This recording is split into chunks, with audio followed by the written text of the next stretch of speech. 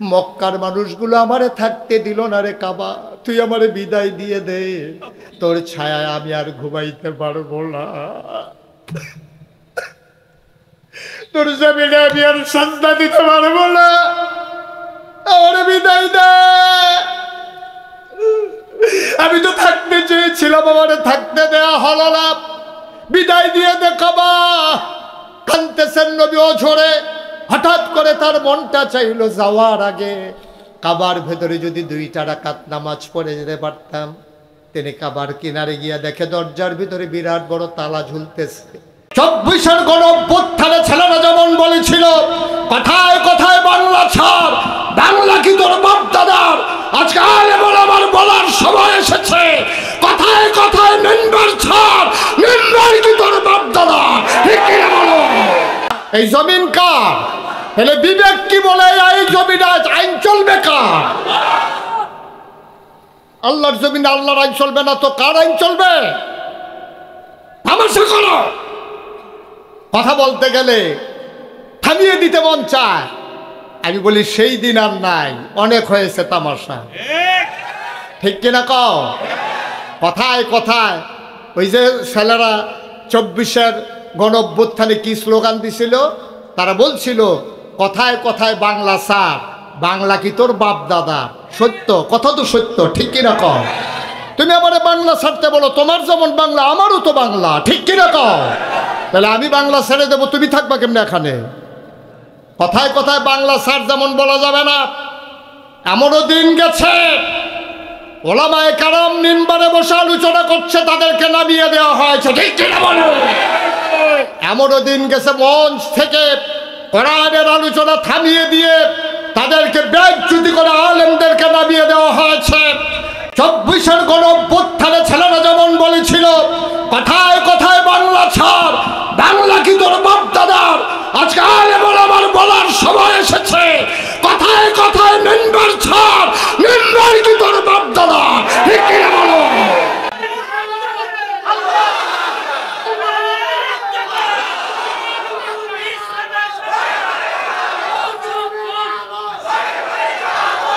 কোথায় কোথায় বাংলা ছাড়, কোথায় কোথায় বাংলা ছাড়, বাংলা কি তোর বাপ দাদার?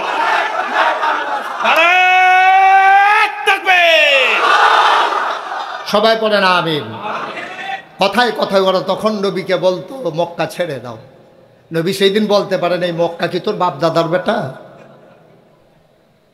মক্কা তো নবীজির জন্ম মক্কায়, শৈশব মক্কায়, কৈশোর মক্কায়, তারুণ্য মক্কায়, যৌবন মক্কায়, বিয়ে করলেন মক্কায়, নিজের বাড়ি মক্কায়, শ্বশুর বাড়ি মক্কায়, মেয়ে বিয়ে দিলেন মক্কায়, ব্যবসা করলেন মক্কায়, সব কাজ করলেন মক্কায়। নবী থাকতে পারলেন না মক্কায়, ঠিক কিনা বলো?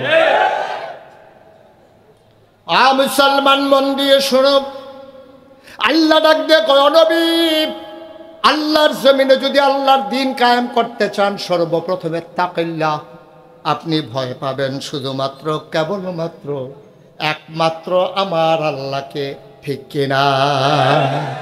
তাহলে আমরা ভয় পাবো কাকে? পুলিশ, র্যাব, গোয়েন্দা, দলীয় ক্যাডার, এমপি, মন্ত্রী, কাউকে ভয় পাওয়ার দিন নাই। আমরা ওদেরকে ভয় পাবো কি? ওরাই তো আমাদেরকে ভয় পাইয়া পালাই গেছে। সুতরাং ভয় পাওয়ার সময় কই? কেন যে ভয় পান আমি বুঝি না। কারণ এই জীবনটা কে দিছে? নেবে কে? 1 ঘন্টা আগে নেওয়ার ক্ষমতা কারো আছে? 1 মিনিট, 1 সেকেন্ড? তাইলে যখন নেওয়ার তখন নেবে, আর যিনি নেবে তিনি কে? তাহলে ভয় পাওয়ার দরকার কি? আপনি মনে করছেন আপনি রাস্তায় মিছিল করতে গেলে মরে যাবেন, তা আপনি যে পিঁপড়ায় কামড় দিল মরে গেলেন, সেটা কি হইল? পাতলা পায়খানা একবার হয়েছে আপনি মরে গেছেন, পেটে অসুখ হয়েছে আপনি মরে গেছেন, 2 হাত উপর থেকে পড়ে মরে গেছেন। নামাজের সেজদায় গিয়ে মানুষ মারা যায়, যায় নাকি যায় না? কারণ ফায়সালা যার যেখানে হওয়ার তার সেখানেই হবে, এই ব্যাপারে মাথা কামানোর কোনো দরকার নাই। আর এইটা নবীজি করেছেন বলে মাখলুকাতের ভিতরে সবচেয়ে মর্যাদা বেশি হলো আমার নবী, ঠিক কিনা বলেন? নবীজি যেমনে আল্লাহ কইছে এটার উপরে উনি তাওয়াক্কুল ছিলেন, ওনার এই ব্যাপারে কোনো কথা ছিল না, একবার তিনি আপিল করেন নাই। যেমন ওই যে বললাম, জন্ম হইল মক্কায়, শৈশব মক্কায়, কৈশোর মক্কায়, তারুণ্য মক্কায়, যৌবন মক্কায়, বিয়ে করলেন মক্কায়, মেয়ে বিয়ে দিল মক্কায়, শ্বশুর বাড়ি মক্কায়, নিজের বাড়ি মক্কায়, তারপরে আপনার বাপ দাদার ভিটা মক্কায়, ব্যবসা করলেন মক্কায়, সব মক্কায় থাকার পরে নবীজি মদিনায় চলে গেলেন। কাফেরদের কথায় না, আল্লাহ ডেকে বললেন, জিবরাইলকে পাঠিয়ে বললেন, জিবরাইল যাও। জিবরাইল এসে বলেন, আসসালাতু আসসালামু আলাইকা ইয়া রাসূলুল্লাহ। নবীজি বললেন, ওয়া আলাইকুম আসসালাম ওয়া রাহমাতুল্লাহ। জরুরি কোনো খবর? কয় যে হ্যাঁ ইয়া রাসূলুল্লাহ, ফয়সালা এসেছে, আপনি মক্কা ছেড়ে মদিনায় চলে যাওয়া লাগবে। সুবহানাল্লাহ বলবেন না? কই এতদিন তো জান নাই নবী? নবীজি তো পাথর মারা হয়েছে। ওই যে চাচি কাটা বিছাই রাখছে, কথা মনে আছে না সবার? চাচি কাটা বিছাই রাখছে, বিছাইয়া জানালা দিয়া তাকাই থাকে। যেই মাত্র নবীর পায়ে কাটা ফুড়ে, নবী বলে যখন কান চিৎকার করে, চাচি খিলখিল করে জানালা বন্ধ করে দেয়। আল্লাহ দেখে না কি দেখে না? নবীজির বিচারের জায়গা একটাই আছে। আমাদের তো অনেক বিচারের জায়গা আছে, আমরা মেম্বার সাহেবরে জানাই, সভাপতি সাহেবরে জানাই, তারপরে হুজুররে জানাই, কিন্তু না, নবীজির একটাই বিচারের জায়গা। এটা কার দরবার? কথা কয় না, কার দরবার? এটা কি থানা, নিম্ন আদালত, জজ কোর্ট, হাইকোর্ট, আপিল বিভাগ? এটা আহকামুল হাকিম, তিনি বিচারকের বিচারক। যখন নবীজিরে এইরকম আপনার কাটা বিছাই রাখত, এই দিক দিয়ে নবীজি ডাক দিছে, সবাই আমার বংশধর গোষ্ঠী জ্ঞাতি এলাকাবাসী সবাই আসো। সবাই সাফা পাহাড়ের কিনারে গেল। নবীজি সবাইকে ডেকে বললেন, শোনো, আমি যদি বলি পাহাড়ের ওই পাশে বাঘ আছে, সিংহ আছে, জন্তু জানোয়ার, তোমরা বিশ্বাস করবা না? কই তুমি কি কোনোদিন মিথ্যা বলছো নাকি? বিশ্বাস করবো না মানে? তুমি আমাদের আল আমিন, সুবহানাল্লাহ বলবেন না? দেখেন ফল্টি বাস কারে কয়? 1 মিনিট আগে কি কয়, 1 মিনিট পরে কি কয় শুনেন। 1 মিনিট আগে কি বললো? যে তুমি কি কোনোদিন মিথ্যা বলছো নাকি? তুমি যদি বলো বাঘ আছে, অবশ্যই আছে। তো নবীজি বলেন, ঠিক আছে, এটাই যদি তোমাদের মনের কথা হয়, তাহলে আমি আবার বলতেছি, তোমরা যে দেবদেবীর পূজা করো, এটা বাঘের চাইতে আরো হিংস্র, বাঘের চাইতে আরো ক্ষতিকর। এক আল্লাহর ইবাদত করো। এই তো মতলব বাস।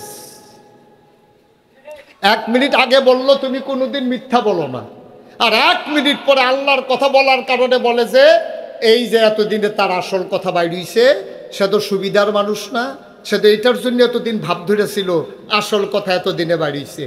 আবু জেহেলের মতো মানুষ নবীরে মারার জন্য রুখে রুখে যায়। আবু লাহাব, নবীর আপন চাচা, পাথর একটা হাতে নিয়া নবীর দিকে ঢিল মারছে, জঘন্য একটা গালি দিছি, ইয়া মুহাম্মদ তাব্বালাক, ও মুহাম্মদ তোমার ধ্বংস হোক। নাউজুবিল্লাহ বলবেন না? কত জঘন্য গালির আপন চাচা। নবীজি চোখের পানি ছেড়ে দিছে। আব্বা দুনিয়াতে নাই, আমার আব্বা আব্দুল্লাহ জন্মের আগে মারা গেছে। আম্মা 6 বছর বয়সে, 9 বছর বয়সে দাদা, চাচা আবু তালেবের ঘরে মানুষ হইলাম। আর আজকে আমার আপন চাচা আবু তালেব, উনি সবার সামনে আমাকে এত বড় গালিটা দিতে পারলো। ইয়া মুহাম্মদ তাব্বালাক, কথাটা মনে রাখেন। কি বলছিল? ইয়া মুহাম্মদ তাব্বালাক, ও মুহাম্মদ তোমার ধ্বংস হোক। এই কথাটা শোনার পরে এতক্ষণ এত মানুষ এত কিছু বলছে, নবীর গায়ে লাগে নাই, কিন্তু আপন চাচা যখন বলছে, নবীর গাল বেয়ে টপ টপ করে পানি পড়তেছে। নবী উঠে আস্তে করে চলে গেলেন। পাথরটা যখন মারছে, মুফাসসিরিনে কেরাম কয় পাথরটা সজুরে খুব জোরেই মারছিল, কিন্তু পাথরটা নবীর কদমের সামনে এসে পড়ে, গড়াইতে গড়াইতে নবীর কদমের কাছে এসে থেমে গেছে। মুফাসসিরিনে কেরাম কয় আবু লাহাব নবী চিনে নাই, কিন্তু পাথর নবী চিনতে ভুল করে না। আবু লাহাব নবী চিনে নাই, পাথর চিনে ফেলেছে। এই জন্য পাথর থেমে গেছে আগে, কিন্তু পাথরের একটা লোভ। পাথরটা মনে মনে চিন্তা করলো, নবীর এই কদম পাবো কই? যেই কদম এত দামি কদম, একটা যদি চুমু খাইতে পারতাম। পাথরটা পড়ছে দূরে, কিন্তু গড়াইতে গড়াইতে নবীর কদম মুবারকে গিয়ে চুমু খেয়ে ফেলেছে।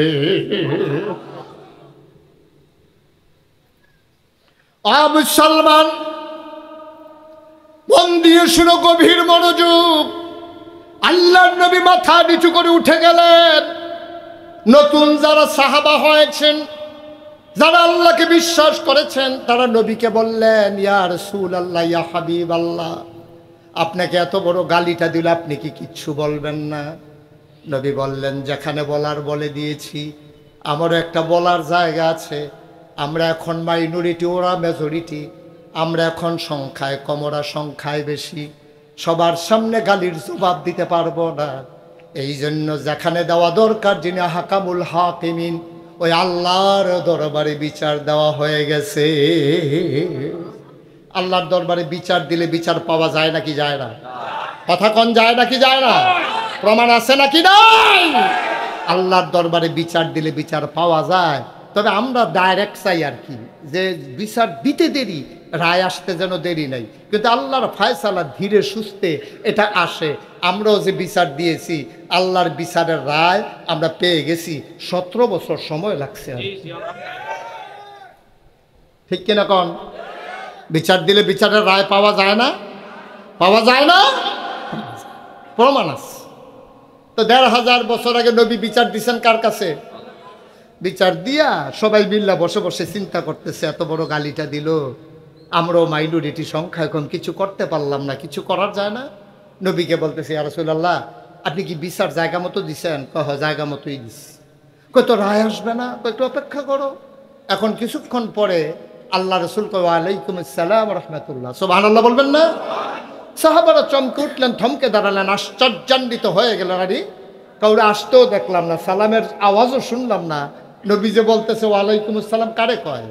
নবীজির দিকে সবাই তাকা কয়, ইয়া রাসূলুল্লাহ কার সালাম? এই যে ভাই, এই যে কি ওয়াজ করবেন? আরে দুইটার একটা, হয় করবেন নাইলে শুনবেন, মাঝামাঝি কোনো রাস্তা নাই। ওয়াজ করতে পারলে সুবিধা হয়। আমি ঘেমে গেছি তো, আপনি নতুন করে শুরু করেন। উঠাউটির কোনো সুযোগ নাই। একটু মন দিয়া শুনেন। সবসময় তো মুস্তাক হয়ে যায়, এসে বসে থাকে না। একটু মন দিয়া শুনেন। আমরা উঠবো না, আমরা শেষ করে দেব কয়েক মিনিটের ভিতরে। আমরা লম্বা সময় আটকে রাখবো না, কারণ এই গরমের মাঝে আপনাদের যে কষ্ট হচ্ছে, একটু বোধ আমার আছে ইনশাআল্লাহ। সবাই কোন আমিন। জুড়ে, আরো জুড়ে। তো নবীজিকে এই আল্লাহ তাবারক ওয়া তাআলা এবার বিচার দিয়েছেন কার কাছে?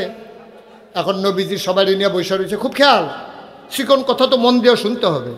নবীজি হঠাৎ করে বলতেছে, ওয়ালাইকুম আসসালাম রাহমাতুল্লাহ। আচ্ছা, আমি যদি হঠাৎ করে মাহফিলের গাছে বলি ওয়ালাইকুম আসসালাম, তা আপনারা কবেন যে মাথাটা পুরা গেছে।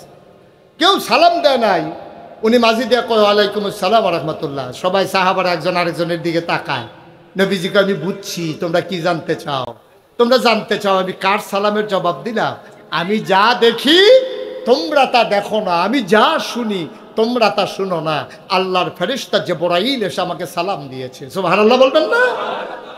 জিবরাইল এসে তাকে কয়, আসসালাতু ওয়াসসালামু আলাইকা ইয়া রাসূলুল্লাহ। নবী কয়, ওয়ালাইকুম আসসালাম রাহমাতুল্লাহ। এবার জিবরাইল কয়, ইয়া রাসূলুল্লাহ, আপনি কি আল্লাহর কাছে কোনো বিচার দিছিলেন নাকি? কয়, একটা বিচার তো দিছিলাম। কয়, কি ব্যাপারে? কয়, লাহাব আমাকে, আবু লাহাব পাথর দিয়ে ঢিল মারছিল, গালি দিছিল, এই বিচারটা আমি আল্লাহর কাছে দিছিলাম। কয়, রায় তো চলে আসছে। নবীজি মুচকি হেসে কয়, শোনাই দাও। জবাবটা সবাই পারি, চলেন সবাই পড়ি। আউযু বিল্লাহি মিনাশ শাইতানির রাজিম। বিসমিল্লাহির রাহমানির রাহিম।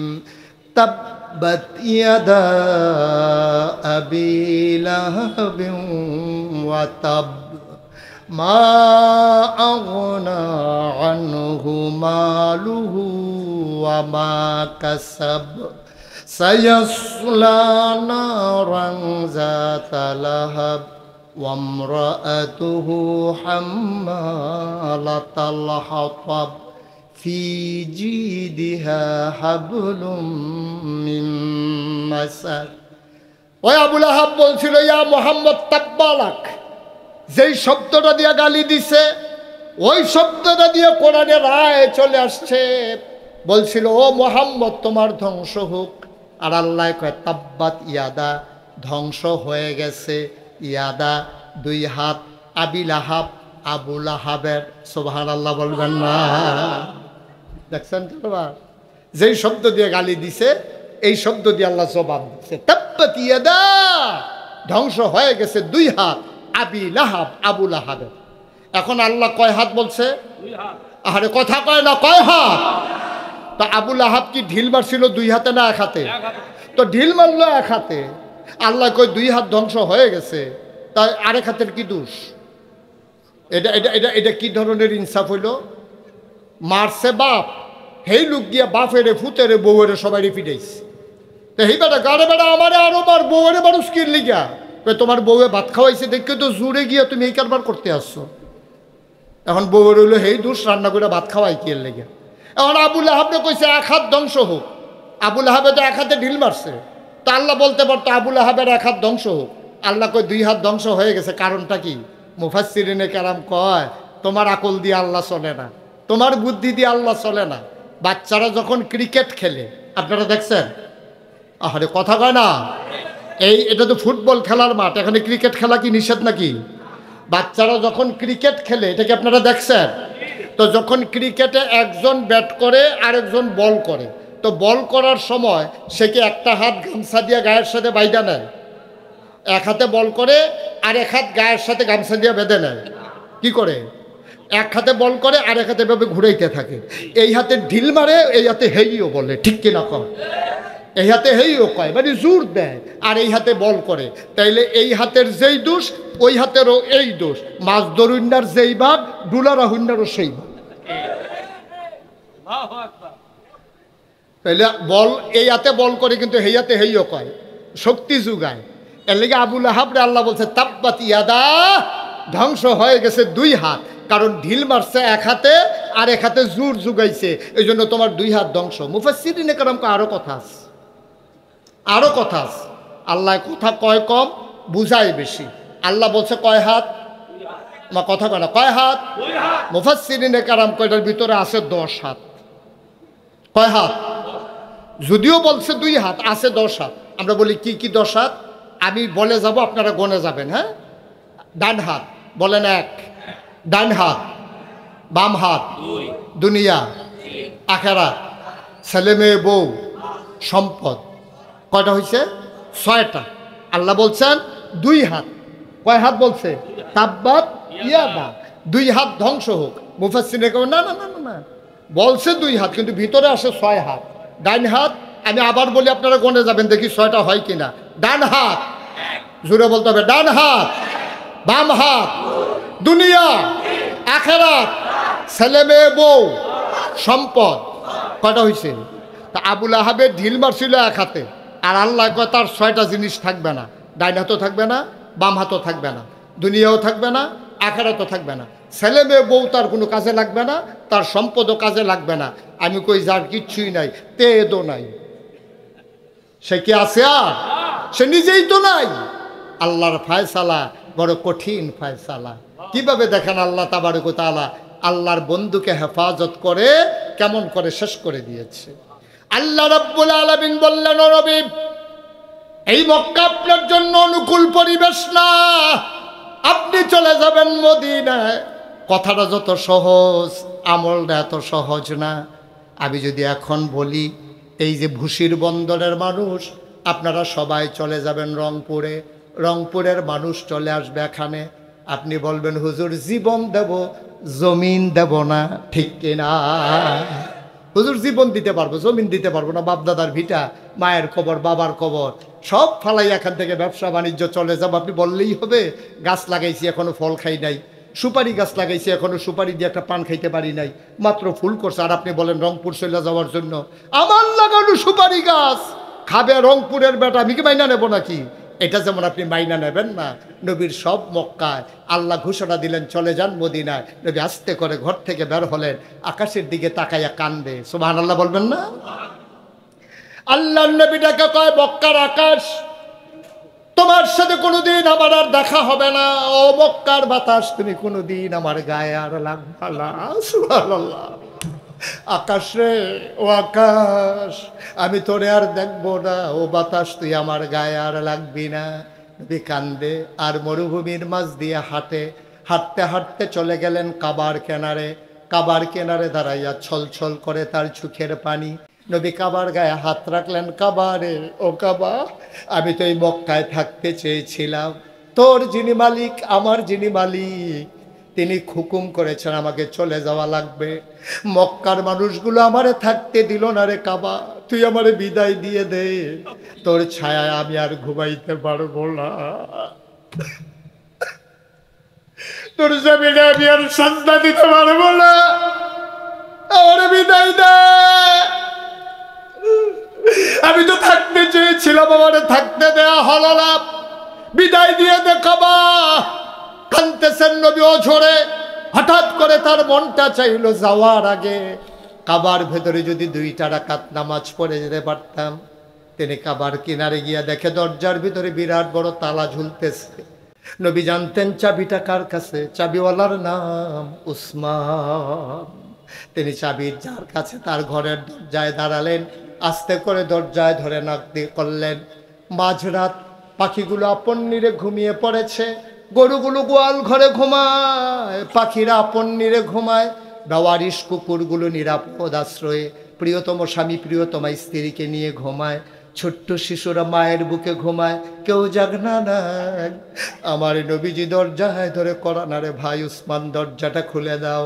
উসমান দরজা খুলে বললেন, উবা তুমি এখনো আছো মক্কায়, দারুন না দোয়ায় মিটিং হয়েছে, তোমারে যে পাবে সেই কল্লা কেটে নেবে।